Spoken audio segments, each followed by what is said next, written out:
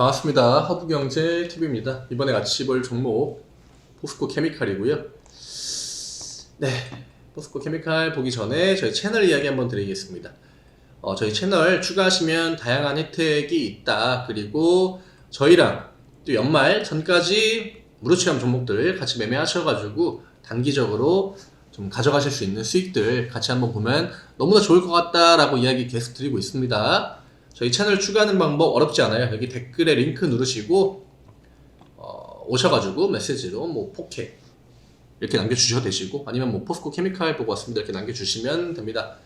딱 봐도 대형주들이 시장을 주도하는 느낌이 없죠. 지금 시장은 제가 그냥 이야기 드리는 게 아니라 연말까지는 이런 시장이 좀 나올 거기 때문에 대형주들보단 확실히 중소형주, 테마주 위주의 종목들이 강세를 보일 것 같다. 요것만 좀 참고하시면은 내가 포스코 케미칼의 비중이 큰데 뭔가 단기 매매를 어떻게 될지 모르겠고 좀 지루하고 지겹고 뭔가 수익은 좀 챙기고 싶고 그런 분들 많으실 거란 말이죠. 부담하지 마시고 편하게 저 채널 오셔가지고 메시지 남겨주세요. 뭐 의심을 하실 수도 있겠지만 결국에는 먼저 이렇게 오셔가지고 같이 또 매매해 보시면은 그러면은 그런 분들이 또 수익을 가져가는 거니까 그거는 뭐 제가 엄청나게 뭐 강요를 드리고 그러진 않겠습니다. 편하게 생각하시면 될 것 같아요. 일단 포스코 케미칼은 오늘 주가가 19만원 부근에서 마감이 되었습니다. 캔들을 보면은 시가가 19만 1,000원이었고 종가가 18만 9,500원이기 때문에 뭐 사실 뭐 시가와 종가의 차이가 그렇게 크진 않았다.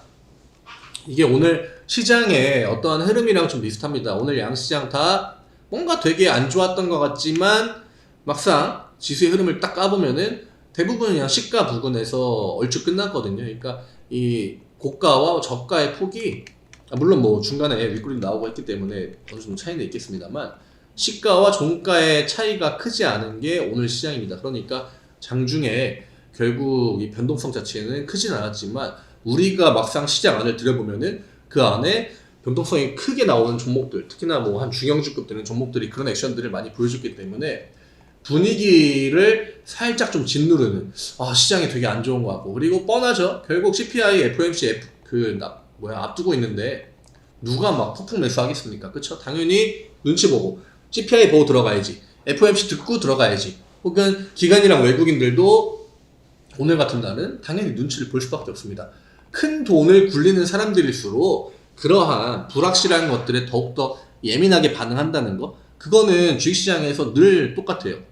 어떠한 뭐 개인 투자자들은 홀짝 약간 이런 거에 배팅 좋아하지 않습니까? 내일 뭐 과거에 이제 뭐 대통령 선거 한다 하면은 뭐 트럼프냐 힐러리냐 아니면은 뭐 과거에 뭐 우리나라 대통령 선거처럼, 그러니까 그런 거에 개인 투자자들은 배팅을 굉장히 많이 하지만 만약에 그러한 관점을 외국인이랑 기관들한테 대입을 한다고 하면은 그런 것들에 무조건 좀 양방에다가 배팅을 한다거나 아니면 배팅을 안 한다거나 이런 식으로 많이 가져가거든요.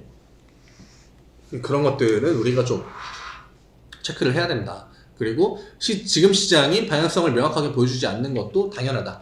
오늘 오전에 이제 2차전지 애들이 순간 빨간불이 쫙 들어왔었거든요.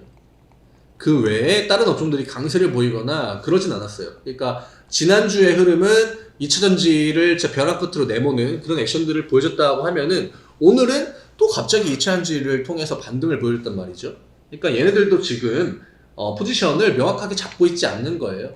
뭔가를 한번 확인하고 혹은 뭔가를 보고 진짜 방향성을 보여주려고 하는 것이 아닌가, 이렇게 그냥 심플하게 생각하시면 될 것 같고요.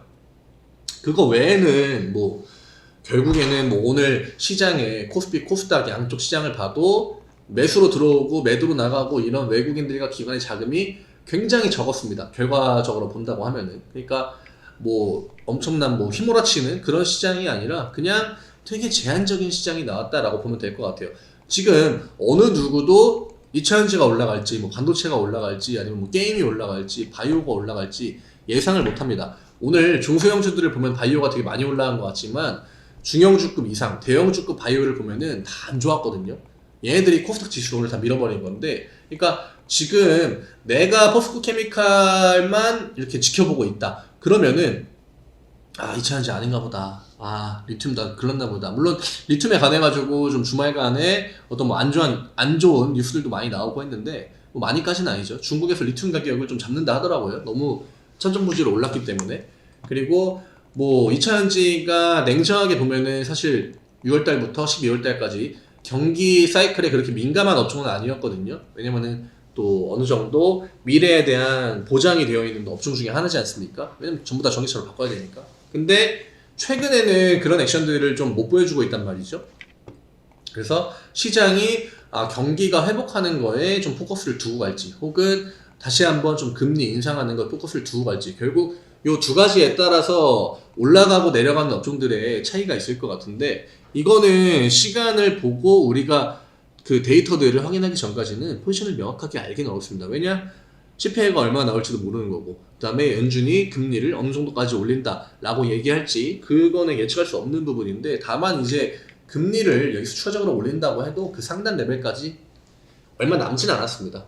얼마 남진 않았고, 이게 12월 달에 결국 뭐 0.5를 올린다고 쳐도 이후에 올릴 수 있는 제한적인 한 1% 정도? 진짜 많이 올리면 한 1% 정도 올라갈 것 같거든요. 근데 이런 것들은 다 시장 참여자들이 알고 있잖아요. 그러니까 금리 이슈보다는 확실히 좀 경기 혹은 앞으로에 대한 기대감을 어떤 업종에다가 반영을 시켜줄지, 이게 경기 하방에다가 맞출지, 아니면은 경기 하방은 이 정도면은 거의 정점이다, 대신에 이후에 회복을 한다고 했을 때 그거에다가 포커스를 맞추고 지금부터 돈을 넣어줄지, 이런 것들이 중요합니다. 지금 굉장히 좀 어려운 시장이에요. 특히나 12월달 시장은 많이 어렵습니다. 왜냐? 대형주들 간, 업종 간의 자금들이 계속 들락날락하는 그런 시장들이 나오기 때문에 개인 투자자 입장에서는 지금 같은 시장에 어떤 강한 대응을 하기보다는 차라리 좀 한 발 멀쩡한 합치 떨어져가지고 지켜보신 다음에 어느 정도 시장의 방향이 보인다 하면은 그때 대응하시는 거. 이게 내가 그냥 막연하게 포스코 케미칼의 주가가 빠진다고 해가지고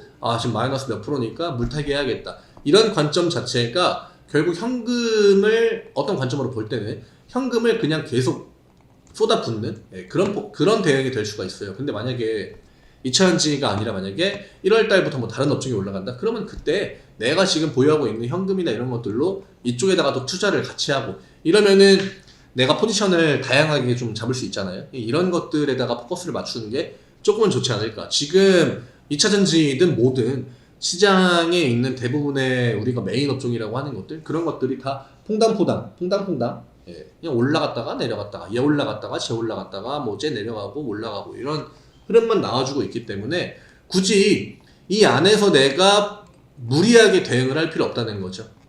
결국 앞으로 연말까지도 아마 이런 시장 분위기가 계속 될 건데, 12월 말까지, 12월 넷째 주? 넷째 주까지는 충분히 좀 지켜보셔도 될 것 같아요. 변동성이 아마 또 마지막 주가 되면은 굉장히 줄어들 겁니다. 왜냐? 연말 되면은 또 이제 거래소가 문을 닫죠, 하루. 그래서 그때 이제 막 배당에 관한 부분들도 막 처리가 되고 하는데, 그때 되면은 시장의 변동성이 굉장히 줄어듭니다. 그러니까 그때까지는 좀 여유롭게 보시고, 지금 내가 이미 뭐 손실 구간으로 넘어왔다 하는 분들 무리하게 대응 안 해도 된다. 충분히 지켜볼 만큼 지켜보고 그 다음에 대응을 해도 늦지 않을 수 있습니다. 그때까지는 내가 뭐 수익을 그동안에 좀 보고 싶다 하면은 단기 성향의 매매에다가 조금 더 포커스를 맞추시는 게 좋을 것 같고요. 그렇지 않으면은 내가 어떤 확실한 대응을 해서 포켓의 어떤 단가나 비중이나 이런 걸 확 조절하고 싶다, 충분히 지켜보고 그 다음에 대응하시는 거를 보내드리겠습니다. 가격 구간만 좀 잘 보시면 될 것 같아요. 포켓은 결국 19만원이 굉장히 중요한 라인이긴 해요. 19만원이랑 18만원 라인, 이 구간에 따라서 앞으로의 이제 어떤 구간에서 포스코 케미칼이 주가 반응을 좀 보여줄지, 반등을 보여줄지, 지지를 보여줄지, 이런 것들이 결정될 것 같거든요. 지금 상방이랑 하방을 나누는 구간 자체가 18만원, 19만원 라인입니다. 이 구간에 따라서 딱 보이죠? 이 구간, 저 아래 구간, 그 다음에 위에 구간, 요게 구분이 되는 라인이기 때문에 이 구간을 어떠한 식으로 포스코 케미칼이 소화를 해주는지 거기까지만 같이 한번 지켜보시면 되겠다. 지루하면은 다른 매매 하시면 됩니다. 그 사이 동안. 다만 그 지루함을 내가 못 참아가지고 지금 있는 현금을 포스코 케미칼에다가 무턱대고 꼬라박을 그런 분위기는 아니라는 거죠. 이것만 좀 인지하시면 될 것 같아요.